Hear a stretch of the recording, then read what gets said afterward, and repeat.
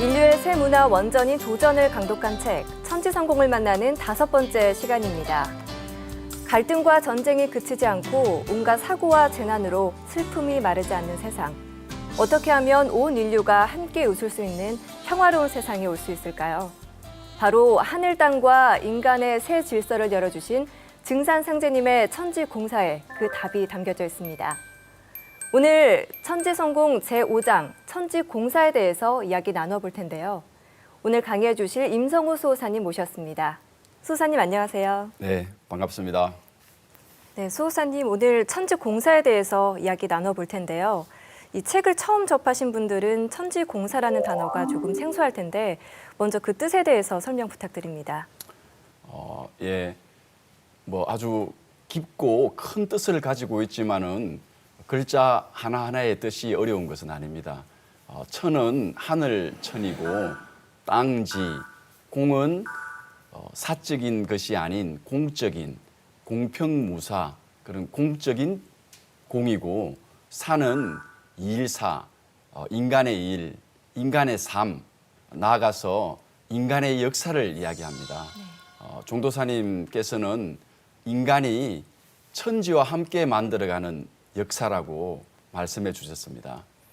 천지와 함께 만들어가는 역사라고 하는 것은 천지의 통치자이신 상제님과 함께하는 역사를 말합니다. 상제님 진리와 함께하는 역사를 말합니다. 네. 진리와 함께하고 상제님과 함께하는 역사는 바로 인류 구원의 역사를 이야기하는 것입니다. 이 천지공사는 인류 역사에 있어서 아주 최대의 사건이라고 할 수 있겠습니다. 이 천지성공에 대한 뜻을 천지성공 197쪽 원래 공사는 옛날에 관원이 백성의 송사를 듣고 뜻을 모아 공정하게 판결을 내리던 일을 말합니다. 그러므로 천지공사는 천지의 일을 판결하는 것입니다. 다시 말해 천지공사는 상제님께서 천지신명과 인간 역사를 심판하는 판관이 되셔서 천지부모의 뜻이 가을철에 성취될 수 있도록 선천상극 세상의 틀을 뜯어 고쳐서 새 세상의 기틀을 짜신 일입니다. 천지공사는 선천 5만 년을 심판하고 새로운 세상의 기틀을 짜신다고 하셨는데 아주 너무 뜻이 사실은 깊습니다. 원래 공사의 반대가 되는 상대가 되는 말이 사사인데 사적인 일이라는 뜻인데 사사에서 이 사적인 일에서 가장 중요한 것은 모든 일은 생연우서라고 날생자, 그럴연자, 디후자 모든 것은 내가 살고 난 다음 일이다 라고 하는 말이 있는 것처럼 가장 중요한 사적인 일은 자기 생명을 지키는 일입니다. 그러면 공사라고 하는 것은 그 개개인들의 생명이 모인 그 공공의 생명을 지키는 일이 바로 공사인 것입니다. 네. 공공의 생명을 어떻게 지킬 것인가를 판결하는 일이 바로 공사인 것입니다.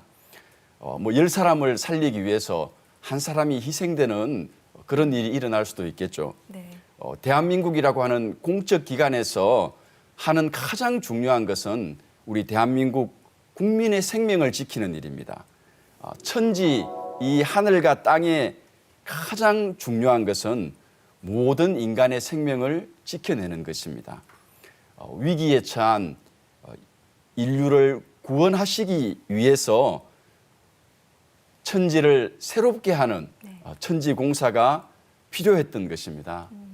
천지공사는 천지의 주인이신 상제님께서 위기의 인류를 구원하시기 위한 공적인 일로서 새로운 천지를 열기 위한 설계도 청사진인 것입니다. 네, 천지공사가 그럼 새로운 천지, 이 새로운 세상을 여는 설계도다 이렇게 이해할 수 있겠네요. 네, 그렇습니다. 근데 이 천지를 뜯어 고친다, 이 하늘 땅을 고친다는 그 말이 그전에는 상상하지 못했던 참 놀라운 말씀인 것 같습니다. 네, 그렇습니다. 이 천지성공 5장의 제목이 내가 이제 하늘도 땅도 뜯어 고쳐입니다. 네. 누구도 이 제목을 보고 이 말씀을 듣고서는 깜짝 놀라지 않을 수 없을 것입니다. 하늘 땅이 생긴 이후로 천지공사라는 문구 자체가 없었습니다. 오직 상제님께서 처음으로 내가 이제 천지공사를 본다고 말씀하신 것입니다. 천지공사의 의미를 도전을 통해서 네. 조금 더 말씀드리도록 하겠습니다. 네.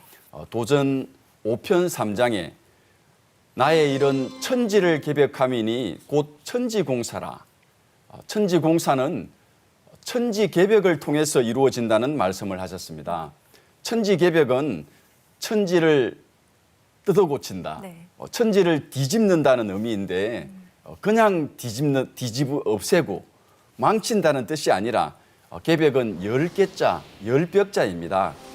천지의 질서를 새롭게 열어서 바꾼다는 뜻입니다. 결국 천지공사는 천지개벽을 통해서 천지를 새롭게 여는 일인 것입니다. 도전 2편 42장에 있는 상제님의 말씀을 한번 보도록 하겠습니다. 네. 내가 혼란키 짝이 없는 말대의 천지를 뜯어고쳐 새 세상을 열고 비겁에 빠진 인간과 신명을 널리 건져 각기 안정을 누리게 하리니 이것이 곧 천지개벽이라. 천지개벽의 결론은 인간과 신명의 안정이라고 하셨습니다. 이 인간과 신명의 안정이 불안한 것이 아니고 그러한 이 세상의 인간 세상의 안정이 천지공사를 통해서 이루어진다고 하겠습니다. 우리가 지금까지 공부한 천지성공 1장, 2장, 3장, 4장은 다 천지공사를 이해하기 위한 공부였습니다. 네. 오늘 천지공사 공부가 이 천지성공의 핵심이 되는 부분입니다. 핵심이군요. 이 내용이. 저도 오늘 더 집중해서 경청하도록 하겠습니다. 조금 전에 말씀하시기를 상제님께서 인류를 구원하시기 위해 천지공사를 보셨다라고 하셨는데요. 그 이유에 대해서 좀 더 자세하게 설명해 주시기 바랍니다. 예, 상제님께서 천지공사를 보신 그 이유는 우리가 사는 이 시대가 그 위기의 시대라는 수많은 뉴스를 접하는 사실은 아주 불안한 세상인데 상제님께서는 천지가 병들었다고 진단하시고 더 이상 방치할 수 없다고 하셨습니다. 천지성공 197쪽 맨 아래 부분을 보면은 상제님께서 이제는 병든 천지를 바로잡아야 하느니라고 하셨습니다. 우리 인간 생명의 근원, 인류가 사는 이 환경, 하늘과 땅, 천지가 병들어서 천지를 뜯어 고쳐야만 한다. 네. 천지의 병을 치료해야만 한다고 하셨습니다. 천지의 병을 치료하는 것이 바로 천지공사입니다. 인간을 구원하기 위한 가장 본질적이고 근원적인 방법인 것입니다. 그러면 왜 이 천지가 병들었는지 상제님께서 말씀해 주셨습니다. 도전 2편 17장을 한번 보도록 하겠습니다. 선천은 상극의 운이라 상극의 이치가 인간과 만물을 맡아 하늘과 땅에 전란이 그칠 새 없었나니 그리하여 천하를 원한으로 가득 채우므로 이제 이 상극의 운을 끝맺으려 하며 큰 화액이 함께 일어나서 인간 세상이 멸망당하게 되었느니라. 상극의 원한이 폭발하면 우주도 무너져 내리느니라. 이에 천지신명이 이를 근심하고 불쌍히 여겨 구원해 주고자 하였으되 아무 방책이 없으므로 구천에 있는 나에게 호소하여 오매 내가 이를 차마 물리치지 못하고 이 세상에 내려오게 되었느니라. 그러므로 이제 내가 큰 화를 작은 화로서 막아 다스리고 조화성경을 열려하노라. 고 말씀하셨습니다. 상극의 이치 때문에 이 천지가 원한으로 가득 차게 되어서 이 원한으로 가득 찬 이 인간의 역사, 인류 역사가 바로 천지병의 원인이 되는 것입니다. 네. 그래서 이 병이 이제 이 원한이 가득 차서 이 병이 너무 깊어져서 결국 사람도 생로병사라고 병이 들어서 죽는 것처럼 이 천지가 병이 너무 깊게 들어서 원한이 너무 깊어져서 이 천지가 이제 멸망할 정도로 깊게 병이 깊어졌다고 말씀하신 것입니다. 네.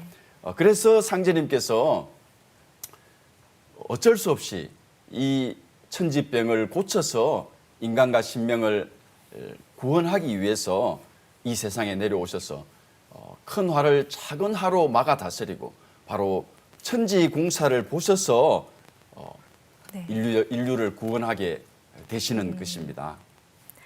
네, 상제님께서 인간을 구원하시기 위해 인간 생명의 바탕인 이 천지를 고쳐야 한다는 말씀을 해주셨는데요.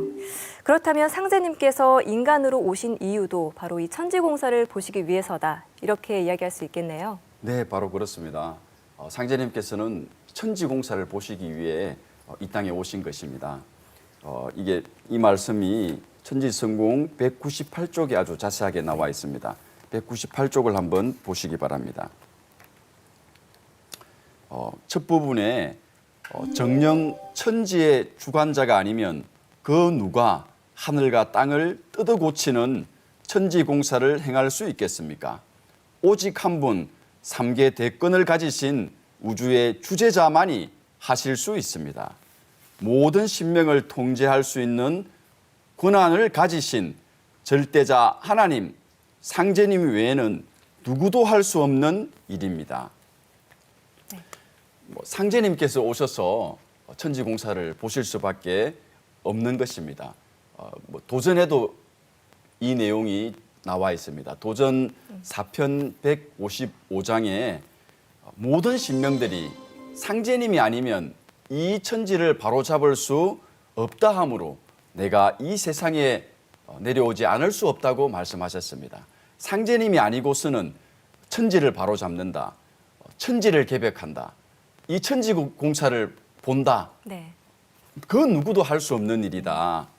본래 상제님께서 천상에서 강세하실 때부터 천지 신명들이 상제님이 아니고서는 네. 뭐 어떻게 할 수가 없기 때문에 결국은 상제님께서 천지 공사를 보시기 위해서 이 땅에 오시게 된 것입니다. 사실 상제님께서 어떤 인물이냐 하는 내용이 이 천지 공사에 다 드러나게 됩니다. 네. 상제님께서 어떤 자리에 계시는 분인가, 이게 천상에서 어떤 자리에 계신 분이냐 하는 그 모든 것이 천지 공사를 통해서 드러나게 되는 것입니다. 지금까지 기존 종교에서 새 하늘과 새 땅, 새로운 천지를 미리 이제 이야기했지만은 상제님께서는 인간으로 오셔서 직접 내가 새 하늘과 새 땅, 이 천지를 개벽시킨다, 천지를 새롭게 한다라고 하는 그 일을 직접 하시는 네. 진짜 참 하나님이시기 때문입니다. 상제님께서는 도전 4편 3장에 스스로를 개벽장이라고 하셨는데 네. 시 속에 어린 아이에게 깨복장이라고 희롱하나니 이는 개벽장이 날 것을 이름이라. 우리 전라도 속담에 깨복장이라고 하는 것이 있습니다. 이 깨복장이가 뭐 아주 경상도 사투리로는 뭐 아주 깨구장이야 뭐 비슷한 내용인데 이 깨복장이가 개벽을 시키는 장수가, 이 천지를 새롭게 하는 장수가 앞으로 난다고 하는 그런 속담이 있는데 이 천지를 개벽해서 인간과 신명을 구원하시는 천지 공사를 보시는 분이 나온다라고 하는 속담입니다. 그 속담에서 말하는 개벽장이 바로 나다. 내가 개벽을 시키는 이 하늘과 땅을 개벽시켜서 천지 공사를 보는 바로 그 절대자 상제님이라고 말씀하신 것입니다. 네. 우리 대한민국을 지키는 군인의 통수권은 대통령이 가지게 됩니다. 천지의 인류를 지키고 구원하는 분은 천지의 통치자가 아니면 당연히 안 되겠죠. 천지의 통치자가 오셔서 인류 구원에 천지공사를 보실 수밖에 없는 것입니다. 모든 신명을 통제할 수 있는 권한은 절대자 상제님의 조화 권능으로만 신명을 회원시킬 수 있기 때문입니다. 네, 천지의 통치자가 아니면 이 천지공사를 볼 수가 없고 또 이 상제님의 조화 권능으로서 신명회원을 할 수 있다 이렇게 해주셨는데요. 그렇다면 이 천지공사와 신명회원은 어떤 연관성이 있을까요? 예, 천지공사가 바로 네. 신명회원공사입니다. 같은 말이라고 사실은 할 수 있겠습니다.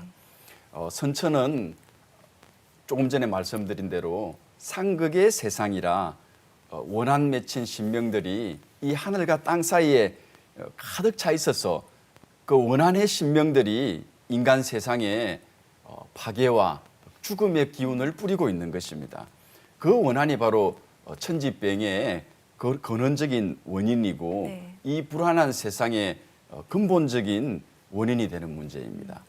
상대님께서는 이 신명들의 원한을 풀어주지 않고서는 도저히 이 세상을 건져낼 수 없다고 진단하신 것입니다.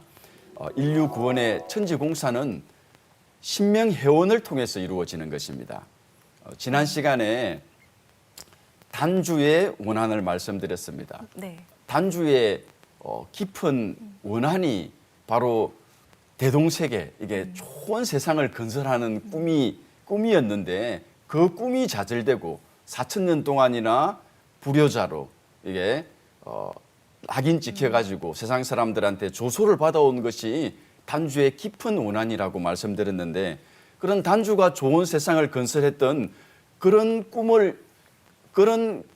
꿈이 이루어지지 못한 그런 원한을 그냥 내버려 두고 어떻게 좋은 세상을 건설할 수가 있겠습니까? 그 단주의 한을 풀어줘야지 사실은 좋은 세상이 오리라고 누구도 그렇게 생각할 수 있을 것입니다. 네. 1894년 갑오년에 동학혁명이 일어났습니다.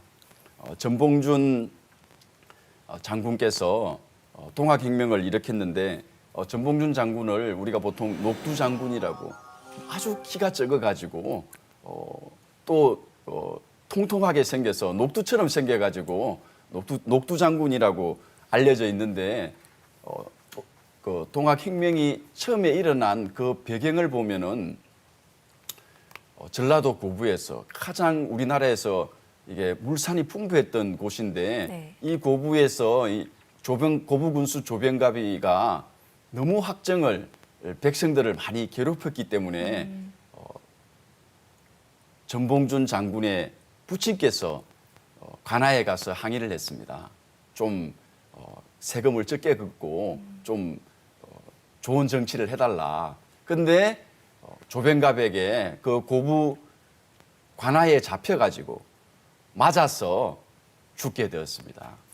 요즘 같으면은 뭐 상상도 못할 일인데 네.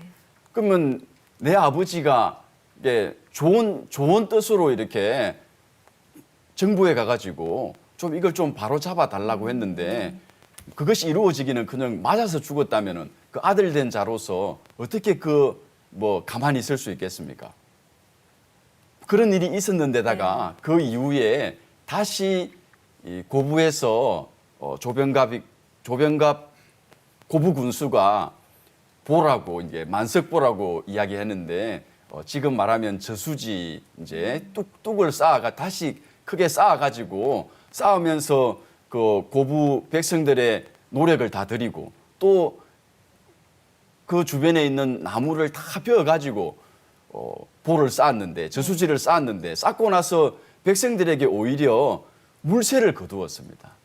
이게 너무 이게 참 이 백성들의 한탄이 원한이 깊어져 가서 전봉준 장군이 대표로 다시 고부 관아를 찾아가서 이렇게 하지 말고 물세를 적게 내고 네. 물세를 줄이고 좀 그 원한을 줄여달라. 우리의 고통을 이해해 달라고 했는데 이게 받아들여지지 않았습니다. 그래서 결국은 이제 1894년 1월 달에 고부 밀란이 일어나서 그 해에 이제 3번 동안 이런 그 농민 운동이 일어나게 되었습니다. 네. 예, 그런데 그런 통학혁명을 일으킨 전봉준 장군의 그 내용이 백성들의 환을 풀고 좀 더 잘 사는 세상, 좀 좋은 정치를 해달라고 하는 내용이 전달되는 과정인데 오히려 나라에서는 역적이라고 해가지고 처형을 시켰습니다. 그러면 그 전봉준 장군의 한이 얼마나 크겠습니까? 우리가 이 상제님의 천지공사가 인간과 신명을 다 안정시키고 잘 살게 하는 내용인데 그런 전봉준 장군의 한을 풀어주지 않고 어떻게 좋은 세상을 어떻게 이 신명과 인간의 그 안정을 구할 수가 있겠습니까? 네. 반드시 꼭 그 원한을 풀어주어야 되는 것입니다. 그 단주 뿐만 아니고 전봉준 장군뿐만 아니고 그런 마음을 가진 정말 이렇게 인류를 위해서 좋은 일을 하고자 했었는데 오히려 원한이 맺히고 역적으로 몰려서 처형을 당했던 후족을 맺었던 그런 사람들이 수없이 많을 텐데 그런 신명을 놔두고 천지공사를 본다.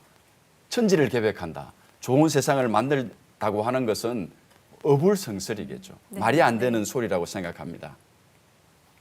천지성공 200페이지를 한번 보도록 하겠습니다. 네. 200페이지 첫머리에 그러므로 이 원한을 풀어주지 않으면 비록 성신과 문무의 덕을 갖춘 위인이 나온다 하더라도 세상을 구할 수가 없느니라. 이 말씀은 신명들을 회원시켜 주지 않으면 가을철이 와도 내내 선천세상과 똑같다고 하신 말씀입니다. 우리 태상 종도사님께서 이게 신명들을 아까 방금 말씀드린 그런 원한, 그 전봉준 장군과 단주의 원한, 네. 이런 원한을 회원시켜 주지 않으면은 이 세상이 서로 척에 걸려서 정사를 볼 수가 없다. 그래서 상제님께서는 이 모든 신명들이 회원을 통해 가지고 서로 상생하고 보원하도록 천지공사의 이념을 질정하셨다고 하셨습니다. 다시 한번 말씀드리면 상제님의 천지공사는 천지간에 나부끼는 무신명들의 원과 한을 풀어서 네. 새 천지를 여시는 것입니다. 그 원과 한을 그 신명들의 고통과 한을 누가 풀어줄 수 있겠습니까? 그것은 바로 신명세계를 통치하시는 상제님이 유일하게 하실 수 있는 것이죠. 네. 이 상제님의 천지 공사를 이해하기 위해서는 먼저 이 신명세계에 대해서 알아야 될 텐데요. 저번 시간에 신명에 대해서 공부를 했었죠. 근데 다시 한번 신명에 대해서 간략하게 설명해 주시기 바랍니다. 예, 결론은 네. 인간은 죽어서 신명이 된다고 하는 것을 알아야 되고 상제님 천지공사는 신명회원공사이기 때문에 신명회원을 통해서 결국 인간이 좋은 세상이 열린다고 하는 것이기 때문에 신명에 대해서 사실은 이해가 깊어야 됩니다. 우리 그 한의원에 오는 그 단골 환자 중에서 네. 신명하고 이렇게 이야기를 하시는 분이 한 분 있습니다.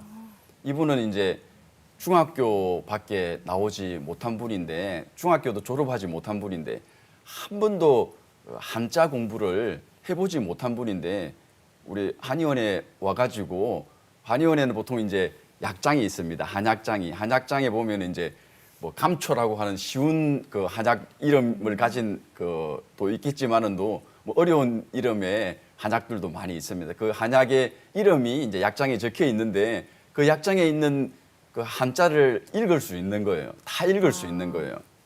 그 어떻게 읽느냐? 한자를 공부하지 않았는데 자기 할아버지가 공부를 많이 하신 분인데 자기가 궁금해가지고 할아버지 저 한자를 가르쳐 자기가 마음을 저 한자를 알고 싶다라고 하면은 할아버지가 귀에다 대고 저거는 무슨 자다 이렇게 가르쳐 준다는 거예요. 그걸 보면은 그걸 이제 물론 이제 뭐 다른 것을 통해서 우리가 신명을 체험하고 하는 게 많지만은도 이 세상에는 그런 신명을 체험하시는 분들이 참으로 많은 분들이 있습니다. 불과 얼마 전에 일어났던 우리 그 부산 중앙도장에서 일어났던 일인데 네. 중앙도장에 오혜정 성도님이 계신데 얼마 전에 이제 그 부친께서 돌아가셨습니다. 네. 근데 너무 그냥 갑자기 돌아가시는 바람에 자손들에게 자식들에게 4명이나 되는 자식들에게 뭔가 이게 하고 싶은 일이 많았는데 너무 갑자기 돌아가셔가지고 뭐 아주 하고 싶은 그 마음이 너무 강해서 그런지 오혜정 그 가족의 성도의 남편에게 그 할아버지가 돌아가신 부친께서 감흥해가지고 야 내가 뭐 통장에 1억이 넘는 돈이 있는데 그 돈을 내가 너희들한테 꼭 주고 가야 되는데 그걸 못 주고 갔다고 하시면서 통장은 어디 있고 도장은 어디 있고 비밀번호는 얼마고 이렇게 다 가르쳐 준 겁니다. 그리고 그때 이제 그 오혜정 성도하고 그 남편하고 가서 은행에 가서 돈을 직접 찾아가지고 이제 형제 자매들이 다 나누어 가진 일이 있었습니다. 그걸 보건대 야 인간은 죽어서 이게 신명이 되지 않고서는 도대체 어떻게 그런 일이 일어날 수 있을까? 누구든지 네. 다 그렇게 생각할 수 있는 그런 일입니다. 결국 모든 인간은 죽어서 신명이 되는 것입니다. 우리가 뭐 사람이 죽으면 절대 그냥 없어지는 게 아닙니다. 사람에게는 육체라고 하는 이 겉사람이 있고 그 안에 속사람이 있기 때문입니다. 이 속사람을 혼과 넋이라고 우리가 지난 시간에 도전 2편 118장에 있는 상진의 말씀을 공부를 했었는데 다시 한번 상진의 말씀을 읽어보면 네. 사람에게는 혼과 넋이 있어 혼은 하늘에 올라가 제사를 받다가 사대가 지나면 영도 되고 혹 선도 되며 넋은 땅으로 돌아가 사대가 지나면 귀가 되느니라. 모든 사람은 죽어서 귀신이 되는 것입니다. 인간은 육체를 가진 사람이고 신명은 육체가 없는 사람입니다. 인간이나 신명이나 다 똑같은 사람인 것입니다.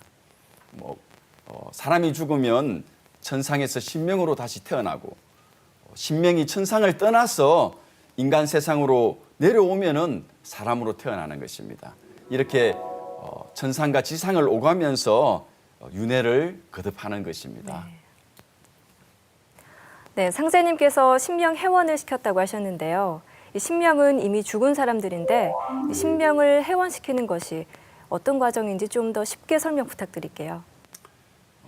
우리 인류의 역사를 원한의 역사라고 지난 시간에 말씀을 드렸습니다. 네. 천재성공 책에서 종도사님께서는 인류의 역사가 선천의 역사가 피의 역사, 보복의 역사, 저주의 역사 이런 악척의 역사였다고 말씀하셨습니다. 네. 사람으로 다녀간 모든 인류가 이렇게 척을 맺고 원한을 가지고 죽었다면은 그 원한을 해소하지 않고서 어떻게 좋은 세상이 열릴 수가 있겠습니까? 그래서 결국에는 그 원한이 척이 되어 가지고 이 세상에 모든 불행을 초래하고 천지가 병들어서 결국 멸망당하게 하고 위기의 시대, 불안의 시대가 될 수밖에 없는 것이라고 말씀드렸습니다. 결국 신명 회원을 통해서만이 좋은 세상이 열릴 수 있는 것입니다. 지난 시간에 종도사님의 이신사의 원리를 말씀드렸습니다.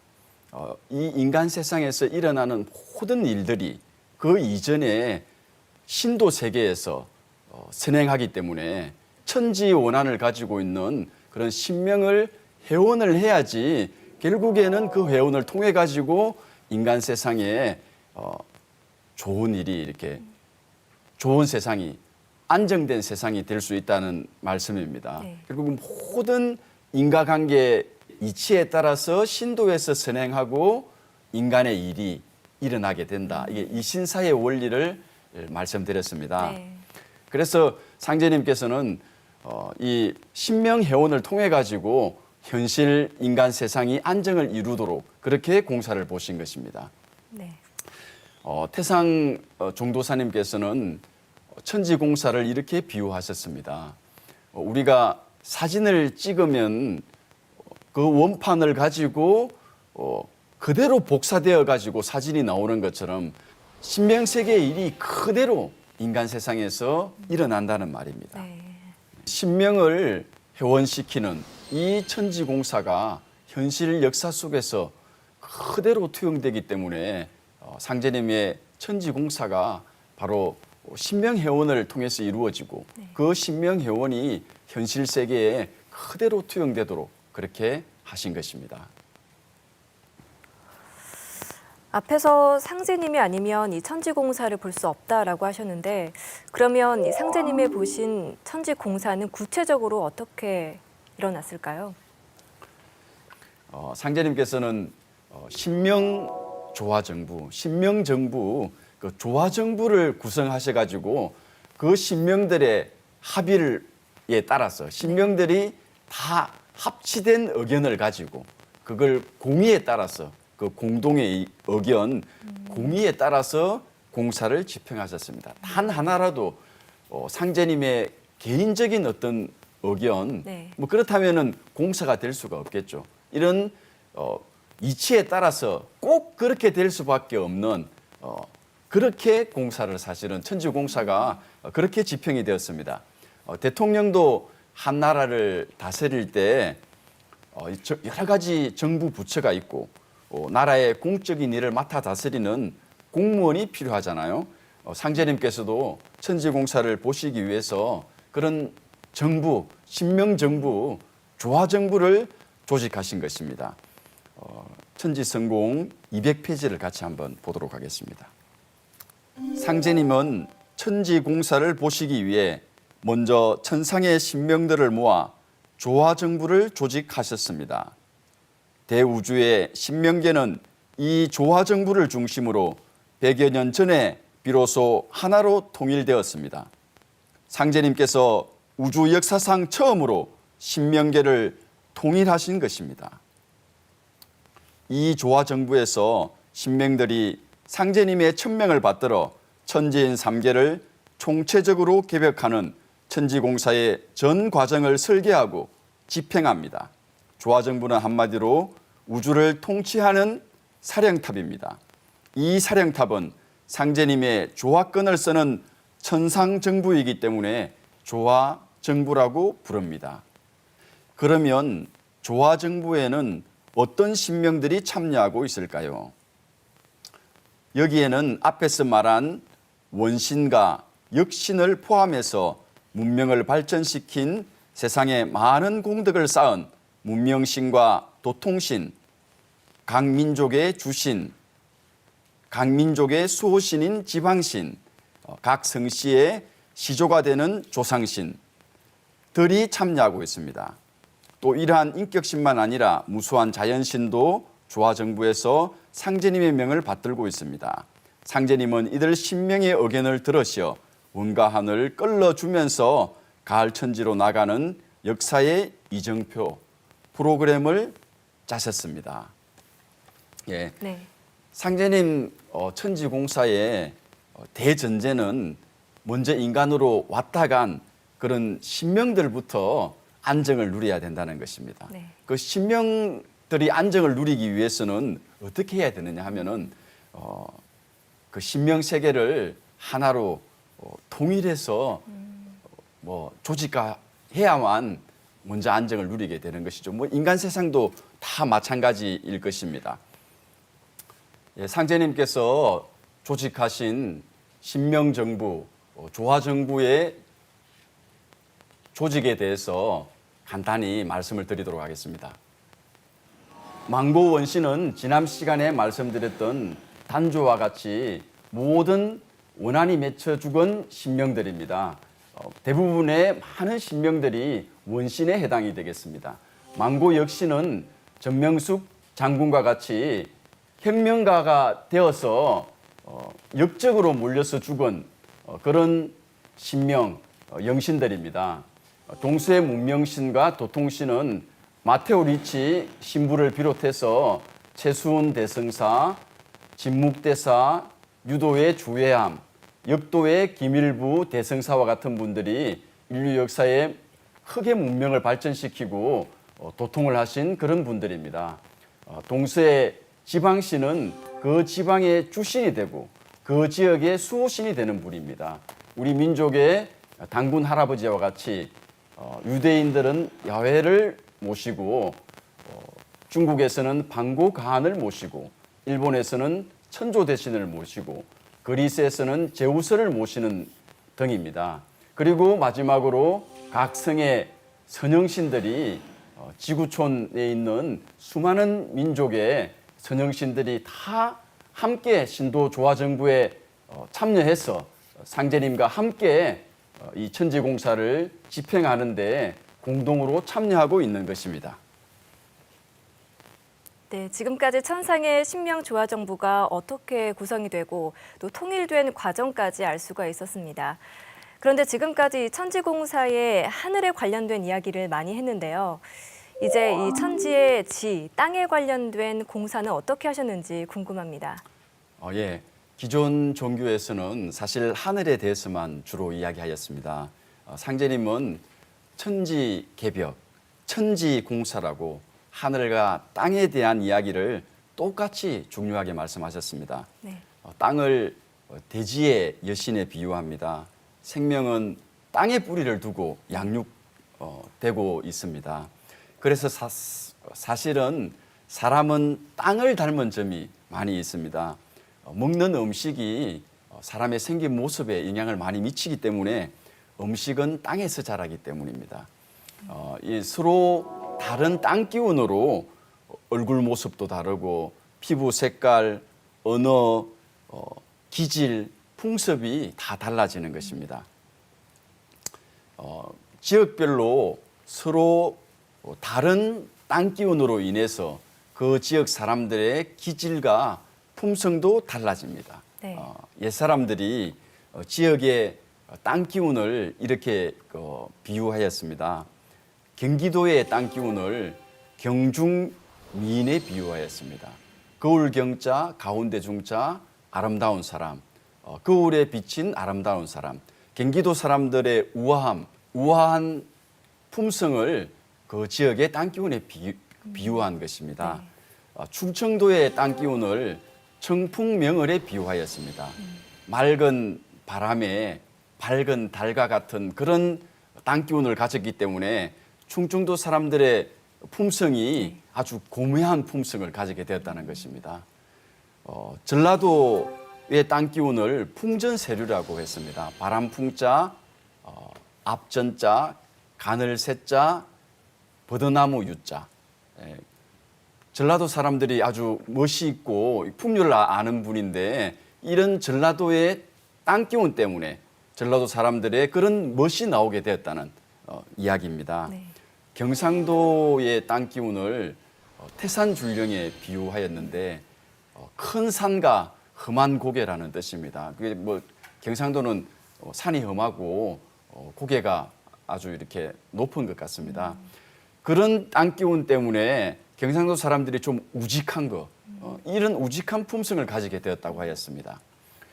강원도는 아마노불이라고 바위 암자, 아래 하자, 늙을 노자, 부처님 부자. 이게 바위 아래에 있는 늙은 부처라고 네. 그렇게 땅 기운을 비유하였는데 강원도 사람들이 그렇게 참 인자한 그런 품성을 가지게 된 것은 바로 그런 땅 기운 때문이다. 이렇게 옛 사람들이 그 땅 기운의 서로 다름을 이야기했습니다. 그 지역마다 이렇게 땅 기운이 다르고 지방신이 틀리고 그 섬기는 실이 틀려서 서로 만나면은 항상 싸움이 일어난다는 것입니다. 천지성공 202쪽을 한번 보겠습니다. 지금 지구촌에서 벌어지는 각 부족과 민족 간의 크고 작은 전쟁은 대부분 이 지방신들 간의 싸움입니다. 예를 들면 발칸 반도의 유고 사태, 이스라엘과 아랍국들 간의 전쟁, 인도와 파키스탄 간의 전쟁, 중국의 소수민족 분쟁 등이 그렇습니다.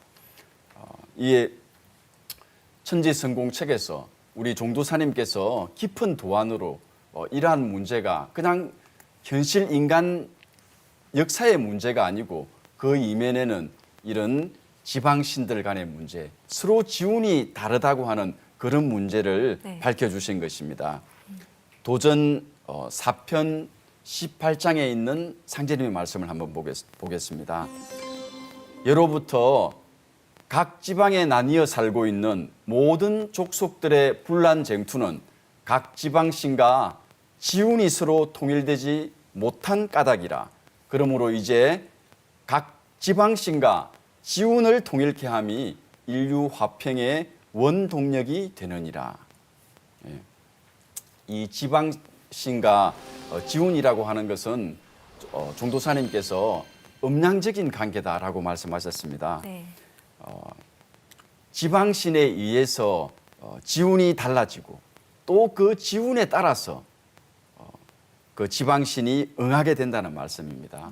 그 지운이 이제 어떤 데는 덥기도 하고 어떤 데는 아주 거칠고 또 어떤 데는 아주 기름지고 뭐 아메리카 대륙 같은 데는 좋은 지운을 사실은 타고 나서 이 세상 사람들이 가장 동경하는 아마 땅이 되고 있는 것 같습니다.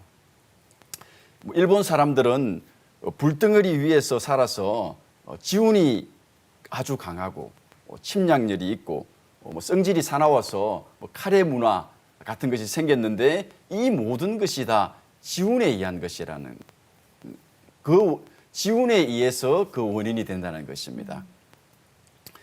그래서 이 지방신과 지운을 통일하는 것이 인간 세상에 그 상극의 전쟁을 없애는 네. 죽음에서 건져내는 그 아주 근원이 된다고 종도사님께서 말씀해 주셨습니다. 네. 천지성공 네. 203쪽을 같이 한번 보도록 하겠습니다. 어떻게 지방신과 지운을 통일하였는지 한번 살펴보겠습니다. 전주 모악산은 순창 해문산과 서로 마주서서 부모산이 되었나니 부모가 한 집안의 가장으로서 모든 가족을 양육 통솔하는 것과 같이 지운을 통일하려면 부모산으로부터 비롯해야 할지라. 그러므로 이제 모악산으로 주장을 삼고 해문산을 응기시켜 산하의 기령을 통일할 것이니라. 부모가 집안의 가족을 통솔하듯이 지구의 산하에도 부모산이 있어서 전 지구의 지운을 제어하고 통솔합니다. 그 부모산이 바로 한반도에 위치한 전주 모악산과 해문산입니다.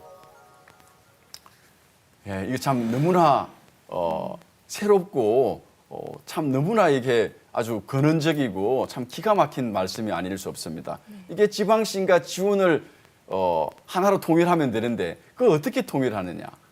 부모가 자식들을 통솔하듯이 부모산을 정해가지고 이게 지운을 통일해서 이 지구에 전쟁이 없는 평화로운 세상을 건설하신다는 말씀입니다. 네.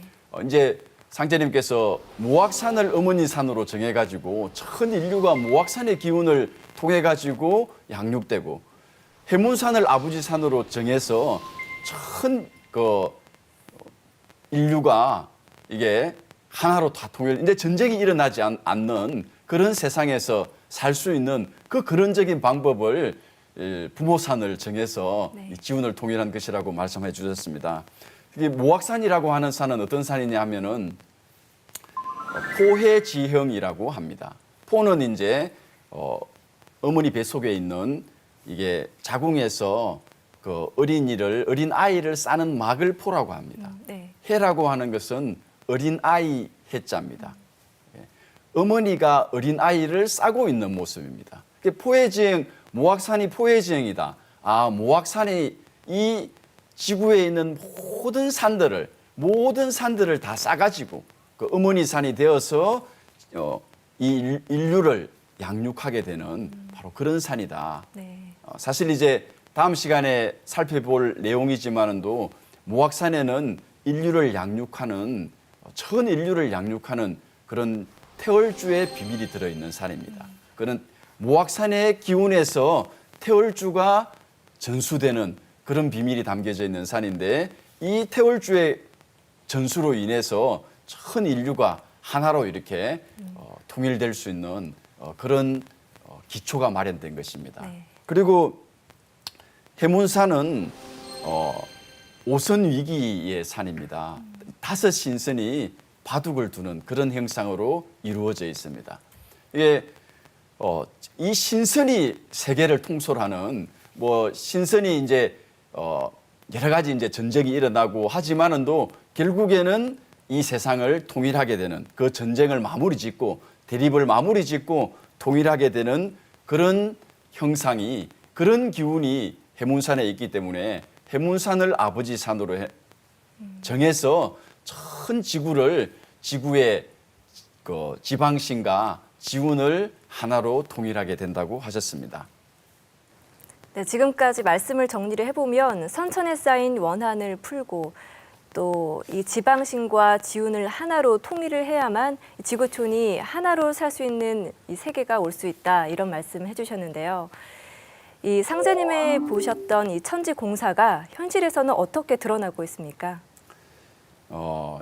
예, 상제님의 천지공사는 신명을 회원하는 공사라고 말씀을 드렸는데 그 신명회원의 가장 주 내용이 역신회원과 원신회원이라고 말씀을 드렸습니다. 이 역신과 원신이 이 세계의 정치와 이 세상에 돌아가는 정치와 상제님의 도의 역사, 상제님의 도문에 투영되어 현실적으로 그러한 역사가 일어나도록 이게 공사를 보셨습니다. 천지성공 204쪽에 있는 내용을 한번 보도록 하겠습니다. 예, 천지공사의 두 축이 세운과 도운입니다. 천지공사는 크게 세운과 도운으로 나누어 살펴볼 수 있습니다. 세운은 인간 세상의 역사울로, 즉 세계 정치 질서의 변화 과정을 뜻합니다. 지구촌 역사가 전개되어 가는 기본 틀이 곧 세운인 것입니다. 도운은 도의 울로, 즉 상제님의 도가 세상에 펼쳐지는 과정을 말합니다. 상제님의 종통을 계승한 분이 상제님의 도를 이 땅에 뿌리내리고 장차 가을 개벽의 실제 상황을 극복한 후 후천 성경을 건설하는 전 과정이 바로 도운입니다. 예, 세운은 세상에 이렇게 세계의 정치 질서라고 하는 것은 어떻게 보면 전쟁의 역사라고 할 수 있겠습니다. 네. 이런 전쟁의 과정을 통해 가지고 그 각 나라 간의 세력의 균형을 이루면서 결국에는 이 세상을 하나로 통일되어 나가는 그런 모든 과정이 현실 세계에서 일어나는 일들이고, 도운이라고 하는 것은 상제님의 도의 정치, 결국은 상제님의 이 도가 이런 가을 개벽 실제 상황을 극복하고 세상 사람들을 살려서 하나로 이렇게 세상을 통일해 나가는 그런 과정이 현실 속에서 일어나게 되는 것입니다. 이게 말씀하신 상제님의 천지공사, 이게 세운공사와 도운공사, 역신회원공사와 원신회원공사는 이 현실 속에서 그대로 사실은 진행이 되고 있는 중이라고 하겠습니다. 네. 네, 오늘 천지성공의 핵심 강의인 제5장 천지공사에 대해서 알아봤습니다. 앞으로 더 깊이 이야기할 내용이 많은 것 같은데요. 다음 시간에 더 심도 있게 알아보도록 하고요. 수호사님 오늘 정리 말씀 부탁드릴게요. 네, 천지공사는 오직 정산도에서 처음 만나는 새로운 진리 세계고 새로운 진리의 한 소식입니다. 종도사님께서는 인간이 천지와 함께 만들어가는 역사라고 하셨습니다. 인간의 우리 의식이 크게 확대되어서 인존 시대를 천지공사를 함께하는 그런 인존 시대를 열어나가야 하겠습니다. 도전 5편 3장에 상제님께서 1902년 4월에 천지공사를 김영렬 성도의 집에서 시작하시면서 김영렬 성도에게 하신 말씀입니다. 네. 내가 이제 천지를 개벽하여 하늘과 땅을 뜯어 고치고 무극대도를 세워 선천상극의 운을 닫고 조화성경을 열어 고해에 빠진 억조창생을 건지려 하노라. 이제 온 천하를 한 집안이 되게 하리니 너는 오직 순결한 마음으로 천지공정에 참여하라. 천지공정은 천지공사의 무대, 새 역사 창조의 무대인 것입니다. 우리는 이 상제님의 말씀대로 오늘 천지공사 공부를 통해서 인간 존엄의 천지와 함께 만들어가는 그 역사, 그 천지공사에 참여하는 그런 의식이 열려야 하겠습니다. 그러기 위해서는 우선 천지성공 공부를 좀 더 열심히 하는 것이 좋겠습니다. 오늘 말씀이 천지의 이치에 따라서 신명 회원으로 성경 세계를 건설하고 신명정부를 조직해서 하늘을 통일하고 또한 해문산과 모악산을 천지부모산으로 정해서 지운을 다 통일하고 또한 세운과 도운공사로 그 해원의 역사가 진행되고 있다고 말씀드렸습니다. 네. 우리 태상 종도사님께서 상제님의 천지공사는 천리와 지리와 인사에 가장 합리적으로 신명들의 공의를 얻어서 집행된다고 하셨습니다. 누가 해도 꼭 그렇게밖에 할 수 없다고 하셨습니다. 이것이 바로 천지공사입니다. 네. 오늘 천지공사의 하늘과 땅의 공사, 하늘과 땅에 대한 내용을 살펴보았습니다. 다음 시간에는 역사 속에서 실제로 일어나는 그런 지금 현재 진행되고 있는 과정, 그런 세운과 도운공사에 대한 내용을 살펴보도록 하겠습니다. 네, 지금까지 임성호 수호사님과 함께 천지성공 제5장 천지공사에 대해서 알아봤습니다. 인류가 기다려온 대동세계, 즉 지상낙원은 시간이 지나면서 저절로 열리는 것이 아니라 상제님의 천지공사로 인해서 이루어진다는 것을 알 수 있었습니다. 다음 시간에는 천지성공 제5장 천지공사의 구체적인 전개 과정에 대해서 알아보겠습니다. 수호사님 오늘 말씀 고맙습니다. 네, 고맙습니다.